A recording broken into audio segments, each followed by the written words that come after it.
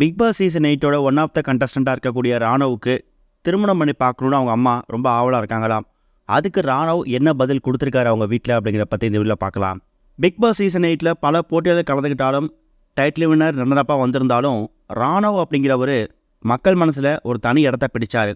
Wild card கண்டஸ்டண்ட்டாக வந்து மக்கள்கிட்ட இந்த அளவுக்கு ஆதரவு பெற முடியுமா அப்படின்னு கேட்டிங்கன்னா, அர்ச்சனாவுக்கு தினேஷ்க்கு அப்புறமா அதிக ஆதரவு பெற்றவர் இந்த ராணவ் தான். ஆனால் சில காரணங்களால் ஃபினாலே வைக்க முன்னாடியே அவர் எலிமினேட் ஆன விஷயம் பல பேர் மத்தியில் அதிர்ச்சி ஏற்படுத்தியிருந்துச்சு. வெளில வந்துருக்கக்கூடிய ராணவ் தன்னோட எலிமினேஷனை ரொம்ப ஸ்போர்ட்டிவாக தான் எடுத்துக்கிட்டாரு.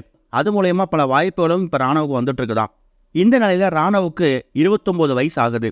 அவங்க அப்பா அம்மா ராணவ் மேலே அந்தளவுக்கு பாசம் வச்சுருக்காங்க. அதை நம்ம ஃப்ரீ ஸ்டார்ஸ்லேயே பார்த்துருப்போம்.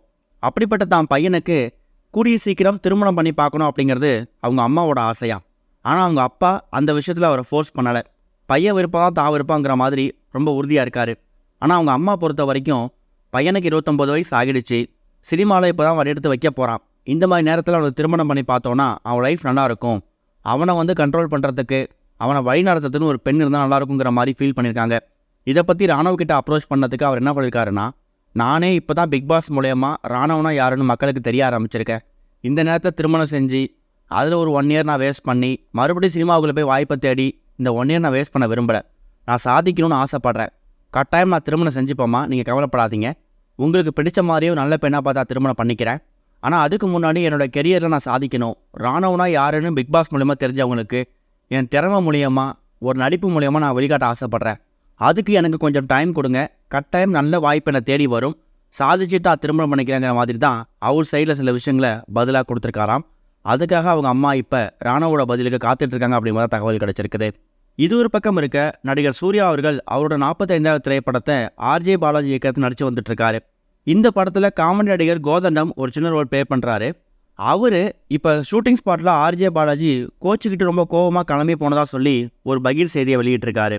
அதில் அவர் என்ன சொல்லியிருக்காருன்னா, ஒரு நீதிமன்ற காட்சியை ஷூட் பண்ணிகிட்டு இருக்கும்போது ஆர்ஜே பாலாஜி அதுக்காக 1000 பேர் க்ரௌடாக நடிக்கணும் அப்படிங்கிற மாதிரி கேட்டிருந்தாராம். ஆனால் ஷூட்டிங் ஆரம்பித்ததுக்கப்புறம் வெறும் 400 பேர் மட்டும்தான் அந்த கூட்டத்தில் இருந்திருக்காங்க. அதனால் கோபமாகி ஷூட்டிங்கை பேக்கப் பண்ணிவிட்டு ஆர்ஜே பாலாஜி கிளம்பி போயிட்டாராம். ஒரு காட்சியும் பர்ஃபெக்டாக இருக்கணும் அப்படிங்கிற விஷயத்தில் ஆர்ஜே பாலாஜி சமரசம் அடையிறதே கிடையாது.